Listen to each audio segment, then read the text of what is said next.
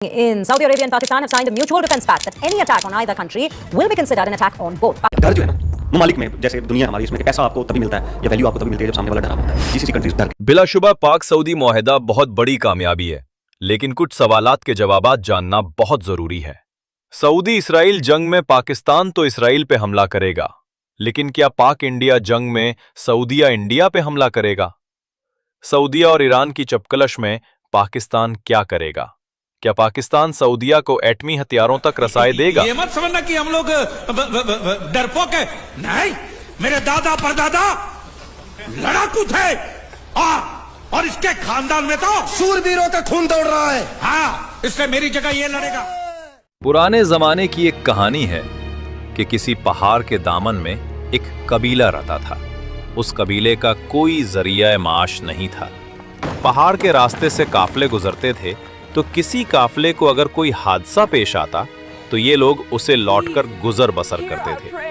अगर कुछ दिनों तक किसी काफले को हादसा पेश ना आता तो फिर वो अपने रब से दुआ करते कि ऐ खुदा, किसी काफले को गिरा ताकि हमारे बीवी बच्चों को रोटी नसीब हो। हमारी हालत भी उसी कबीले की तरह है। अपनी मईशत को मजबूत नहीं करना, बस दो मुल्कों की जंग का इंतजार करना है कि किसी तरह डॉलर आने लग जाएं। 70 की दहाई में चाइना अमेरिका की सुलह करवाकर अमेरिका से डॉलर और चाइना से टेक्नोलॉजी लेते रहे। इसी की दहाई में सोवियत यूनियन मौजूदा रूस ने अफगानिस्तान पे हमला किया तो पाकिस्तान एक दफा फिर फ्रंट स्टेट बन गया। पाकिस्तान ने अमेरिका और सऊदी अरब की मदद से अफगान जिहाद का ऐलान किया और मुजाहिदीन को असलहा और डॉलर फराहम करते रहे और खूब पैसा कमाया। 90 की दहाई तक सोवियत यूनियन ने अफगानिस्तान छोड़ा तो अमेरिका ने भी पाकिस्तान को ऐसे छोड़ा जैसे मुसीबत में रिश्तेदार छोड़ देते हैं। पाकिस्तान को जब बैरूनी इमदाद मिलना बंद हुए तो मईशत भी लड़खड़ाने लगी। फिर 1998 में भारत के मुकाबले में एटमी धमाके किए और सऊदी अरब से फ्री का लाखों बैरल तेल लेते रहे, जो कि अब सऊदी सूद समेत वापस करने के चक्कर में है। फिर 9/11 के वाक़े के बाद पाकिस्तान ने अमेरिका की जंग में शामिल होकर खूब डॉलर बटोरे। अब अमेरिका के अफगानिस्तान से इनखला के बाद पाकिस्तान फिर लावारिस हो गया था, लेकिन जैसे ही इजराइल ने कतर पे हमला किया तो सारे अरब मुल्कों को पाकिस्तान से अपनी रिश्तेदारी याद आने लगी। अमन के दिनों में हमें कोई मुंह नहीं लगाता, लेकिन जैसे ही जंग का माहौल बनता है, घर के बदमुआश बेटे की तरह हमारी अहमियत बढ़ जाती है। पाक सऊदी मुआहदे के मुहर्रिकात वगैरह तो आपको पता चल गया होंगे, लेकिन आज जानने की कोशिश करेंगे कि इस मुआहदे के बाद पाकिस्तान और सऊदिया को कौन कौन से चैलेंजेस का सामना करना होगा। नंबर 1 है अमेरिका इस मुआहदे को कैसे देखता है। अमेरिका ने अभी तक ऑफिशियली इस मुआहदे के बारे में कोई बयान नहीं दिया, लेकिन अमेरिका अच्छी तरह जानता है कि यह मुआहदा इजराइल के खिलाफ किया गया है और अमेरिका अभी मुआहदे के टर्म एंड कंडीशंस के बारे में जांच पड़ताल कर रहा है, बाद ही कोई बयान या एक्शन लेगा। ये तो सारी दुनिया जानती है कि इजराइल अमेरिका का नाजायज बच्चा है और अमेरिका इसके लिए किसी भी मुल्क की कुर्बानी दे सकता है। इसकी वाज़ेह मिसाल कतर की ही ले लें। नंबर 2, इंडिया को इस मुआहदे से क्या पैगाम मिला। हालिया कुछ सालों में नरेंद्र मोदी ने इंडिया में तो मुसलमानों का जीना खराम किया है, लेकिन उसने बड़ी चालाकी के साथ अरब देशों से अपने ताल्लुकात मजबूत भी किए हैं।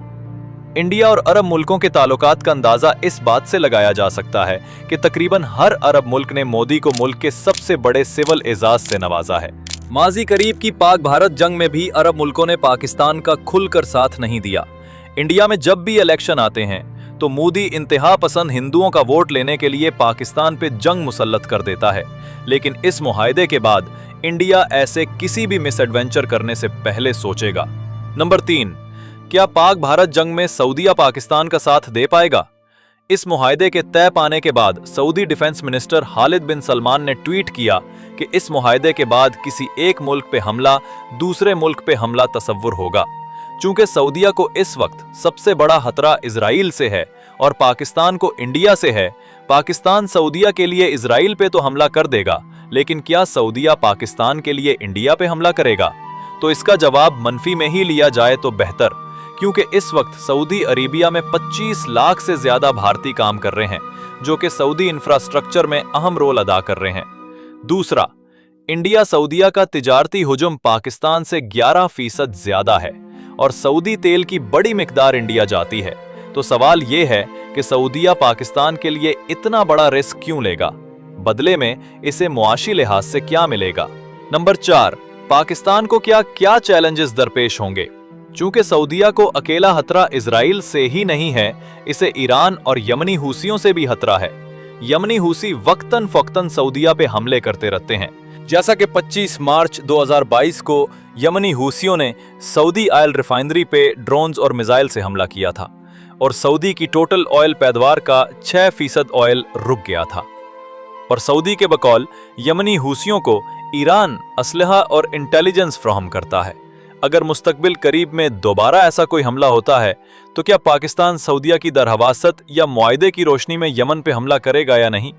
जैसा कि एक दहाई कबल जब सऊदीया ने यमनी हूसियों के खिलाफ पाकिस्तान से फौजी मदद तलब की तो पाकिस्तानी पार्लियामेंट ने उसे रद्द कर दिया, जिसकी वजह से पाकिस्तान के अरब ममालिक के साथ ताल्लुकात में तनाव आया और अरब ममालिक इंडिया के करीब हो गए। और अगर हदाइन हवास्ता सऊदी ईरान जंग की कोई कैफियत बनती है तो फिर पाकिस्तान क्या करेगा, क्योंकि पाकिस्तान में बड़ी तादाद अल्ले तशय्यो की भी है जो ईरान की तरफ झुकाव रखते हैं और ऐसे किसी एक गलत फैसले से भी पाकिस्तान के अंदर हाना जंगी शुरू हो सकती है।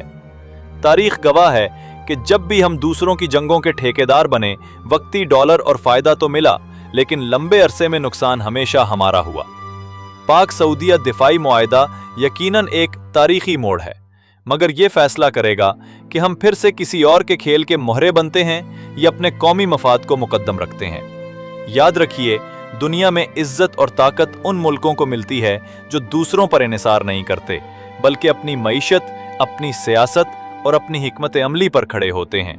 आज पाकिस्तान के पास मौका है कि वो इस मुआहदे को अपने कौमी और अवामी मफाद के लिए इस्तेमाल करे, न कि सिर्फ वक्ती फ़ायदे के लिए। यही फैसला तय करेगा कि आने वाली नस्लें हमें एक आज़ाद और बावकार कौम के तौर पर याद करेंगी या फिर कराए के सिपाही के तौर पर। वस्सलाम। वीडियो अगर पसंद आए हो तो लाइक एंड सब्सक्राइब ज़रूर कीजिएगा। शुक्रिया।